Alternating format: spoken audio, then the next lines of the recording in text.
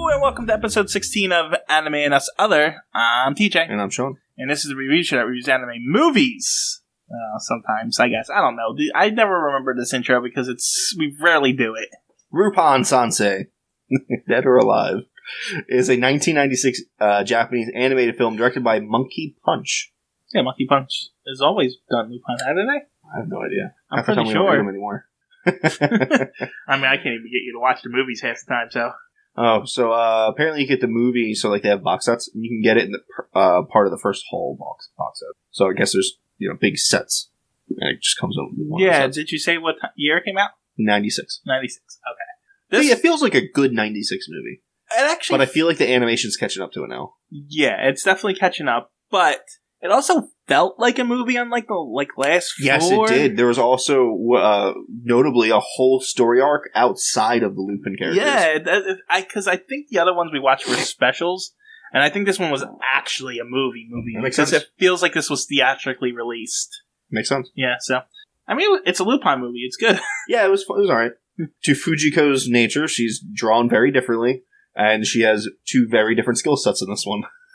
She's a hacker, apparently, and she's like a MMA type fighter. Yeah, I mean, come on. She beats a girl that is like 4 to 5 times her body weight, pure muscle, Look. And has daggers for nipples. Look. In between each movie, she picks up more new skills, all right? Yeah, but then she forgets the older ones. Well, she doesn't need those skills anymore. It's specific skills for fighting's a pretty good skill to have in these types of movies. Specific skills for specific jobs, okay? Anyway, premise. That's my highlight of the movie. Lupin and gang want to figure out the mystery of Mystery Island? Floating Island? I don't remember what the name of it was. An island in a fictional country. Yes. And the key to that is from the nation of Zufu. Zufu sounds right, yes. And that's kind of all I got from it. Yeah. Well, apparently this is the authoritarian country they were in now. Well, all those little third world countries are all super authoritarian. Yeah, well, but my point is, this one, it was intentional. Oh, yeah. Like, this one is like, there was a coup that took over the previous leader, and the prince was... They killed the prince, who was apparently back alive, and stuff like that. Even he wouldn't kill me twice. Yeah.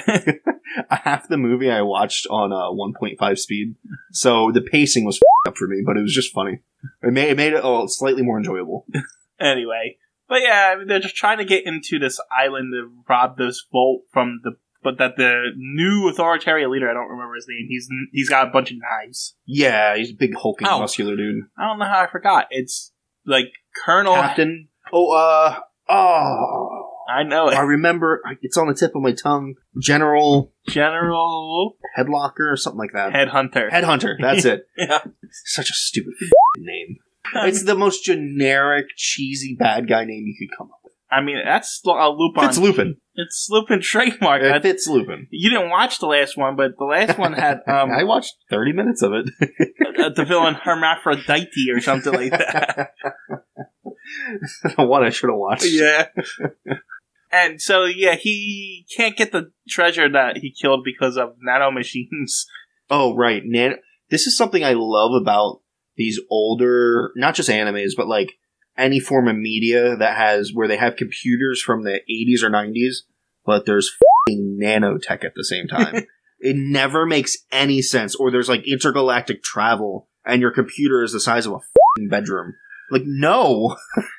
Stop it. They didn't have... The computers in this one were... No, but the computers were bigger than my current computer. They were those thick, bulky, like, late 80s type computers. Yeah, but they had holographic screens, Shawn. Whatever. You don't have nanotech if you have those, is what I'm talking. You don't have holograms. If you get what I'm saying? If you have those computers, you don't have those technologies. You didn't know that in 1996. Maybe you did. I don't know. It just bothers me a little bit. It's okay. It's allowed to bother you. It's a Lupin movie now. Were the nanotechs ever really used? Because there's these weird arm things that come out. Tentacle type things. They were used as a defense system to keep everybody out. So... Oh, that's it.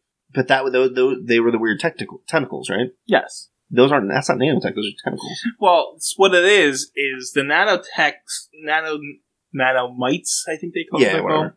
All bunched up to create each individual tentacle. So stupid. That's why at the end... So many better things you can do with nanotech. That's why at the end, when the headhunter guy sat in the chair or whatever, he was able to create huge versions of himself and create those monsters and stuff, because the nanotechs like combine them together in order to make certain shapes and stuff like that. I mean, that's a little bit better, but that's such a pre-nanotech version of what would you do with nanotech. Whereas nowadays, it's like, put them inside of you and then kill you. They actually said that they were going to be used for, they wanted to use it for medical advancements and stuff like that. It's just, they used it as a defense mechanism to keep people safe. My problem with it is that they're made of gold. Yeah, it doesn't make any sense. So, the science... I mean, gold is a good conductor and it's used in all electronics, but you're not going to make even tiny, tiny robots out of gold. Yeah, you know how heavy they would be? Well, I don't know. I think they use the I don't know. It doesn't. It sounded like they used the gold for fuel, but if they used it for fuel, the gold wouldn't be there anymore. You know? I don't know. It didn't make any sense. Maybe the gold holds energy somehow. That would make a little more sense. And what I didn't get is the very opening of this movie is Lupin breaking out 4 people out of prison. I think he thought they had information for the one guy did. Well, that's why they did it, probably. Just for the one guy? The other 3 were completely superfluous? Yeah, I mean, it's Lupin. It's like a philanthropist, you know what I mean? He's just going to do what he does. I thought we actually started in the middle of the movie. When that. Oh, yeah, it felt like that. But no, that one character comes back, and he's not even really that helpful. He doesn't further the plot or say anything. I guess it was just an excuse to get a chase scene. Yeah, an action chase scene, which is kind of what they do in the beginning of every Lupin movie. Kind of. So... That's what it is. Zenigata was competent in this one. Semi-competent. I mean, kind of competent. He captured Lupin one time, and it's not Lupin. Yeah, but he handled himself against the authoritarian guys and stuff like that. And he actually tricked Lupin and kidnapped a police officer instead of the... Yes, that was surprising. Well, to be fair, though, that's his idea, but not him executing it. That's the girl being a good actress, you know what I mean? Oh, yeah, true. But, you know... It just shows he's not a complete and utter fool. Well, I mean, he is in charge of hunting down the most notorious thief, apparently. Yeah, but how many times has he been fired? That's true. However, I just remembered, this is the first Lupin movie where they make out with a boatload of money. Oh, yeah. I meant to bring up that trope part of it, yes, but... And it was literally a boatload of money, not figuratively. Well, not money, boatload of gold. They literally got away, and they each got their gold, and they each go in a different direction. Yeah, they had probably like 300 or 400 pounds of just gold powder. Yeah, and it looked gold nano bots, I guess. Yes, it looked like they weren't going to get away with it at the end too. Yes, Zenigata shows up, and of course they got to run away. They have to leave the gold behind, but then suddenly Lupin's fooling around with the nanotech left over, and I guess that summons some nano machines over to him, and they kill it. They're in the shape of Captain General, whatever, Headhunter, and then they kill him. Yeah, and then he turns into a poof of gold. Yeah, and then they got all the. Yeah, it's like the first time that's happened. I'm kind of impressed. They actually, for you, Lupin. You deserve this win. You've been trying for like 15 years. Oh man! I guess we should talk about the other plot in the movie. So the prince was it a prince? What's his name? Yeah, Prince something or another. He died. He's in love with the one girl. She thinks he's dead for a long time. He's in love with the obligatory extra character they put in every one of these movies. Extra female character put in every one of these movies. So she could be, You know what's funny though? One of the main characters wasn't in love with her. It was a character they made up. Usually it's one of the main characters. Yeah. Whether it's Jigen or... I don't think it's ever been Jigen. Has it been Jigen? Yeah, it's been Jigen. Jigen's had one. Remember about the girl who he killed his father? Yeah. It's usually Lupin, but... I don't know. Guillermo's had a couple. Yeah. Guillermo's had a couple young kids in love with him. Yeah. But, so he's in love with her. She's in love with him. She thinks he's dead because of the death. Yeah. Like he didn't actually die. She's working as a cop for the General Headhunter guy. Mm-hmm. And then she's working under this creepy, long-nailed Dracula. Oh, right. The pale white guy. Yeah. Who's always, like, touching her and stuff, which was really creepy. Yeah, that was creepy. little rapey. Yeah, a little bit. She likes it, though. When he found that when she found out he betrayed him, like chained her up and slapped her a few times. Oh yeah, which I thought was funny because he's like he wants information from her, so he keeps slapping her back and forth with his hand. I was like, that's not going to do nothing. Not only is it not going to do anything, you're literally hurting your hand more than you're hurting her when you're slapping like that. Yeah, but I got the impression he really wanted her. And he didn't get her. And he didn't want to really do anything. Well, that, but like I got the impression that he really wanted to be with her, but she didn't want to be with him. Oh yeah, I don't think anything happened. That's also enraging him. Yeah, but then when Headhunter comes in and like chops the guy's head off, this one's been particularly bloody too. Yes, that was probably the most gory moment in all of Lupin. Yeah. One of the men walks in, gives him bad news, and the Captain Headhunter uses a knife to just chop his head off. You don't really quite see it, but there's blood, and you sort of see a shadowy head fall into some water and make a flooping noise. Yeah, it got pretty close though. I felt a little bit like, oh, what the hell is that? With the big towering guy, the really explicit one with all the rape scenes in it, that anime. Oh my god. You know what I'm talking about? Oh, Violence Jack? Violence Jack. It came a little close to that. I was like, wow, that's really graphic. Violence Jack. That's terrible. I'm going to remember that forever. You remembered his name, which I'm surprised, because I didn't remember his name. But yeah, I mean, she finds out he's alive, and they're trying to hide each other. He needs to get in there for some reason. And then he starts a rebellion and a resistance, and they're fighting against Headhunter. Blah, blah, blah. Turns out that the prince isn't alive, though, which surprised me, actually. I thought he was alive. He wasn't alive? Was he nanobots?